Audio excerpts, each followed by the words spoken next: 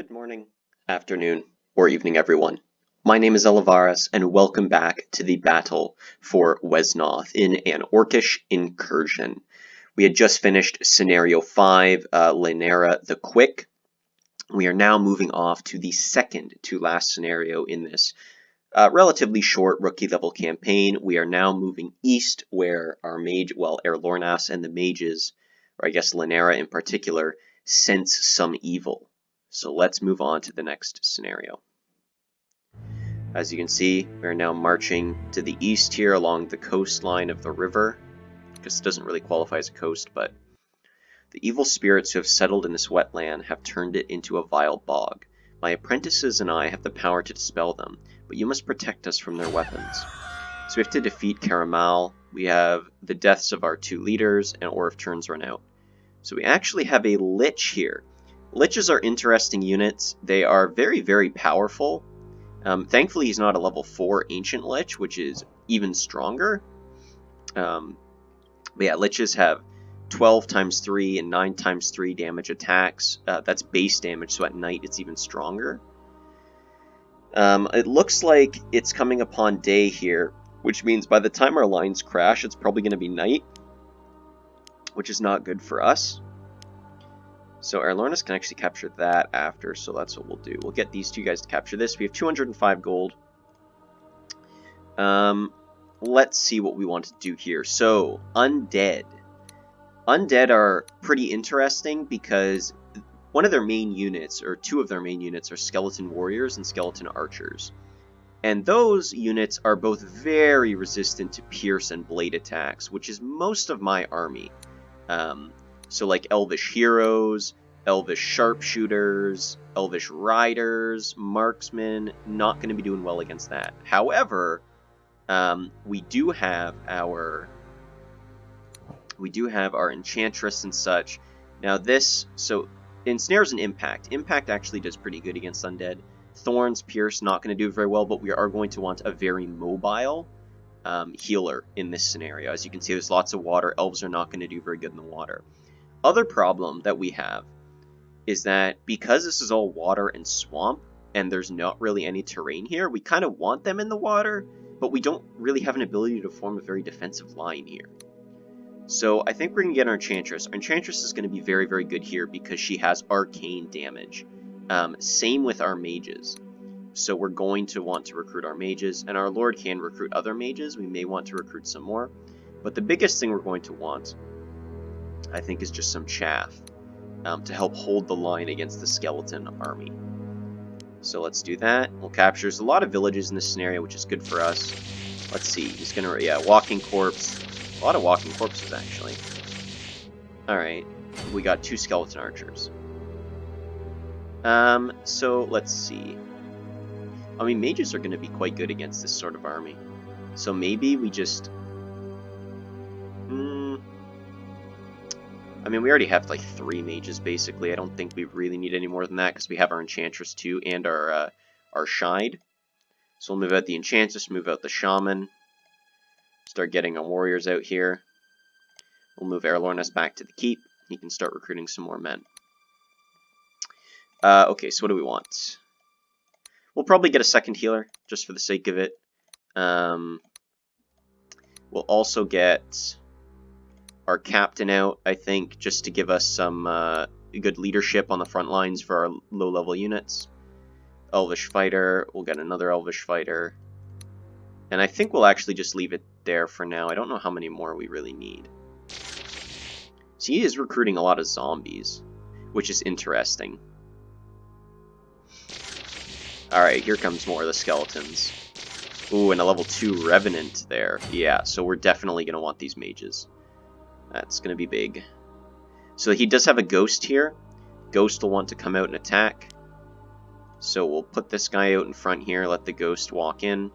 Ideally, we want to kind of hold this river. Let's move her there. Let's get her there. We want to capture that too, although I don't really have anyone I really want to move out. Maybe we'll move the Shide out to capture these, and then we'll have our Druid to heal and the Shide can come back. Because she can fly, so it makes traversing across this terrain much easier. We want to get our Chaff out in front here. Maybe we'll recruit one more and then send our Lord out to the front lines here. Have his arcane attack will also come in handy. Looks like he's going to go straight for the Shaman. No big deal. Shaman's going to be able to do some good work there. We'll send our one fighter that's on this side down here. Let's see how much more he recruits. Alright, only one zombie, so he's basically out of money. It is nighttime, so they are going to crash upon us in the night. We'll have her up there. Now we just want to kill this guy real quick. Probably want one of our mages to get the kill. Want to start leveling them. So odds are he either kills, well, there's good odds that he kills or misses by one shot, and he is going to kill.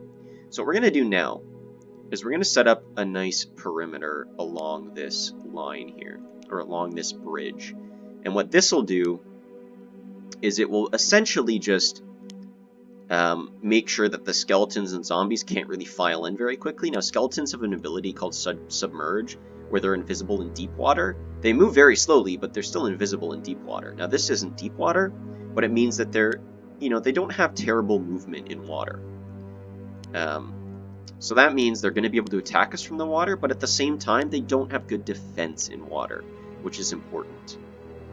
So we're going to have all our troops here get ready to form the line. Skeleton can't come up here. We've got a chaff unit here. Get our shaman here for some healing. And we'll just kind of set up along this bank. Looks like he's just going to go to capture village. They don't really want to set upon us just yet. We have a good line of chaff here along the banks. It looks like they're actually trying to move north. I'm not going to push out. I don't want to engage them in the night. Yeah, so only one person can ever go in at a time here. Let's see. Probably just want to get someone who's beefy on this village here. We have skeleton archers. We'll get our druid situated here. No, the skeletons can actually get to her now. Let's see. So this guy could go in for elvish archer, or not our elvish archer, our elvish fighter. 3 guys, good defensive position. However, they are set to take quite a bit of damage. So let's see. We could teleport over here, prevent them from getting to us. It's only the ghoul, so I think we are actually going to do that. Prevent the ghoul from taking that village. The ghoul can poison, but he should be dealt with in relatively quick time. So as you can see, now they are coming up to set upon us. This fighter just might straight up die here. He probably will. Yes, he does. Yeah, the ghoul's coming up as suspected. And the archer pushing onto lane. Hopefully the slow. Yes, that's really good for us. And now more of them crashing upon our lines. We have our captain here giving some leadership. Wow, 3 dodges. That was big. That was very, very big. Okay. So now let's just smite this guy. We have our Shide too we could bring in. She has relatively decent defense on the water. Maybe what we'll just do is just slow. Slow and impact. Relatively high chance to hit. Yeah, looking pretty good. Okay, so now we need to rotate some troops out. We can... Now the one issue is that we don't really have any good melee attacks for these guys. So at night we're going to take some damage. What this means is we're probably going to have to go in with the slow here. Do get the slow, that's good. We'll go in for 13-4 Fairy Fire. Nice, big damage. Okay. Now, yeah, I want to be a little careful here. We have our second fighter, so if we kill this guy, we can put the fighter on the bridge. I think we'll actually just do that. Good. Okay, so he's just basically just dead, so we'll get the kill there. And okay, so 6-3. We can't actually kill this guy in one turn unless we like Fairy Fire him or put someone in the water, which I'm not eager to do per se. We can do 4-4 here. That's not that much damage though. I think we'll go in for the snare. Okay, that may have been a little dangerous and it did not pay off. We'll go in Fairy Fire here to protect her. As I said previously in the campaign, you want to take calculated risks. I don't know if that quite qualified as a calculated risk. And we want to defend this mage too. 2, 3. So there's a possible we just 3-hit kill here.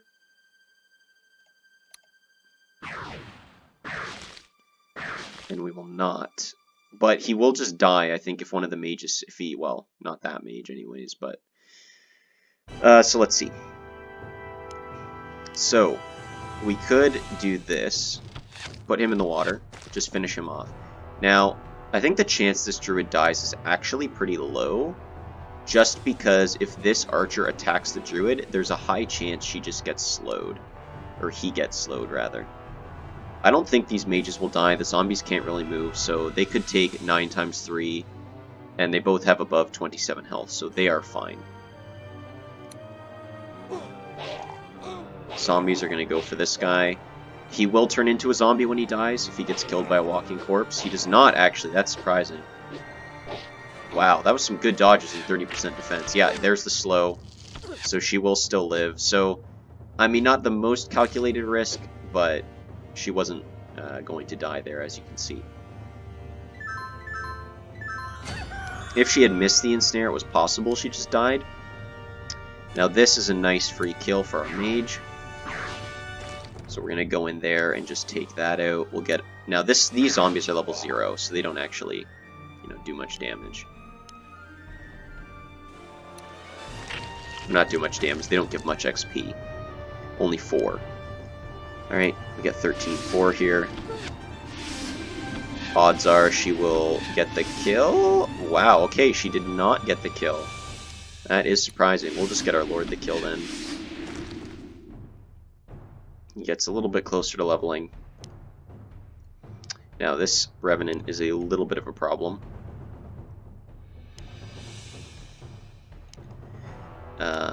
Let's see here. Yeah, Revenant does 8 times 4 melee, so he's basically just an upgraded skeleton. However, he's missed most of the party here, so we'll move our druid back, get some healing. We'll move him there, I think. We'll put her in the water to give some healing. Alright, so yeah, he's going to come, take the bait, attack him. He's not going to die. Zombie's just going to suicide charge at our silver mage. Alright, so hopefully we can get our Elvish Enchantress this kill at least. That's not what I wanted to do. We just have to be a little careful with how we exactly get that kill.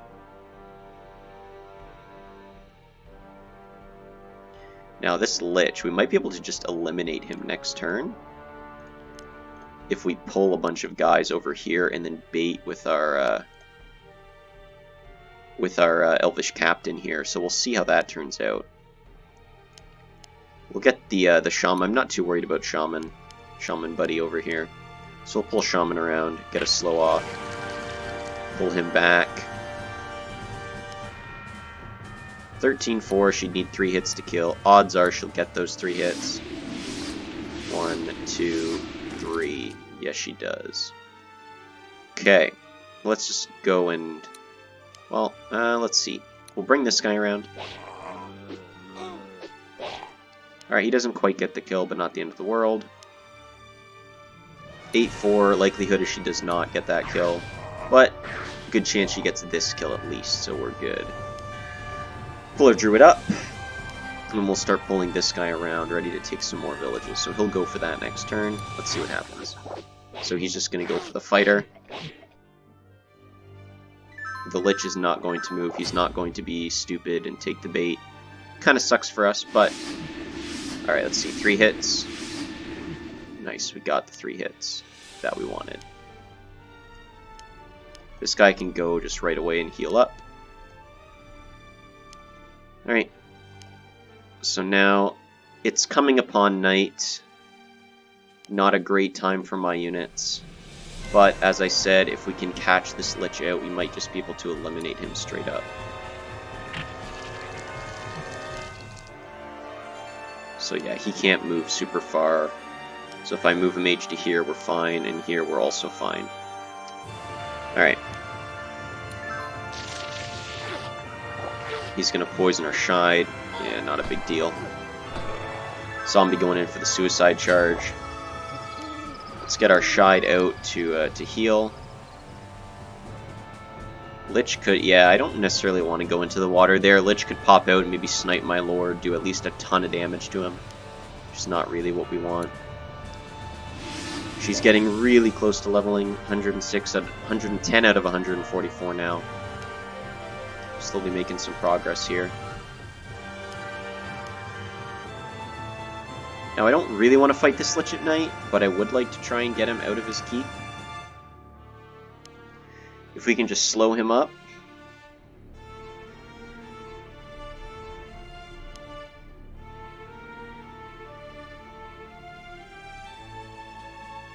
Now, if I put my lord here, can the Lich kill him? He cannot. But my lord will get an epic opportunity to counterattack and do a ton of damage. Now, he's not going to take the bait. Unfortunate. So let's see, what can we do here? I would like to get my mage a kill here. Odds are if this mage attacks, he does not kill. Yeah, he'll miss like one shot. Yeah, and he does.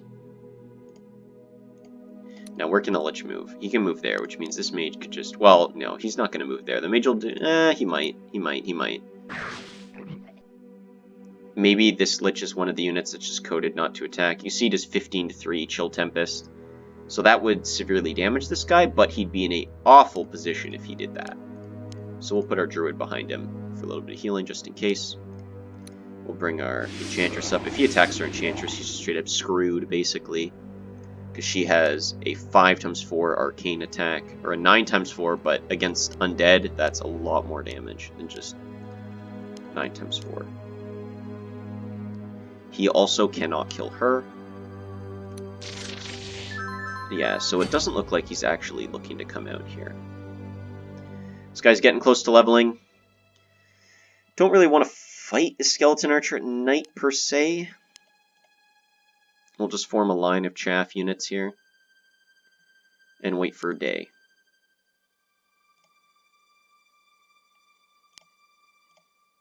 Yeah, I think that's what we'll do. We'll just form a line of chaff and wait for day. Let the archer come out. Maybe if he damages this guy enough, the Lich will come out. No, so it looks like Lich might actually be coded just to not come out. Which is fine. So the funny thing about the Silver Mage is she can basically go like anywhere on the map that you have a village, which is really cool. So let's see. How are we taking care of this guy? Probably want our mage to get the kill. They can level from that. So we're going to want leadership. Yeah, 10-3. I'd like a little less odds that we kill. Maybe 8-3. Get the snare at least. Hopefully we do, but not quite optimal. We'll go 3-4 in for the sword here. And we'll also go 3-4. Odds are he does not kill. He does not. That was close though. Actually, that was a mistake. Our mage can't reach. Alright, whatever. We'll give the kill to her, and we'll kill the Lich next turn. I want to give the Lich kill to her, so that she'll level. Well, should be... Yeah, she'll level if she gets the kill now. Now, only problem... This guy does do 12-3 magical. So I don't want to go in with a, like, Druid in the chance that she misses and just dies. So we'll wait till day. Oh, he's coming out for the Shaman. Okay, he does come out. Let's see if we can get the slow here. Oh, nice, we did get the slow. Alright, so now let's just blast him. He killed the Shaman, but we don't really care. Just a Shaman. Alright, so 2 hits to kill. I kind of just want to put that to 1 hit. Even if we hit all hits, he's... Yeah, there we go. And now let's feed our kill to our Enchantress. Nice. Wow, okay, that is a new look. I remember back in previous versions it looked very, very different, but that's really cool, actually. Thank you, Erlornas. Now I can return to my tower in peace, but I think some of my apprentices wish to follow you north in pursuit of the orcs. I have always wished to see elves, and now I have fought alongside them. May I please travel with you? Certainly, I shall be glad of your help. Alright, we've emerged victorious. 111 remaining gold. We get a bonus gold of 116. Yeah, so you can see, because of all the villages we captured, we had a ton of income, and then we also got the early finish bonus, so we got a lot of gold. And I believe the next scenario is the last scenario. You can see here we have Quariel, the Elvish Sylph. So we have 6 times 5 Gossamer Slow and a 10 times 5 Fairy Fire attack, which is huge. So she is incredibly powerful right now. So yeah, things are looking good. We basically just focused on leveling her up. We have our mage very close to leveling. Might turn him into just a white mage or a red mage, depending on this scenario. White mage is a healer. Red mage is a fireball casting DPS. Our chaff did well there, holding the line. I don't think we really lost anyone that important. We got close to losing the druid. A little bit of a misplay by me, but we took care of that, straightened things out. So yeah, things are looking good. I believe next scenario is last scenario, so stay tuned for the finale. I'd like to thank you all for watching. Hope you guys enjoyed. Like if you liked, dislike if you disliked it, and subscribe if you would like to see more. I will see you guys in 2 days for the next episode. I'd like to thank you all for watching. Have a great rest of your day. Cheers, guys.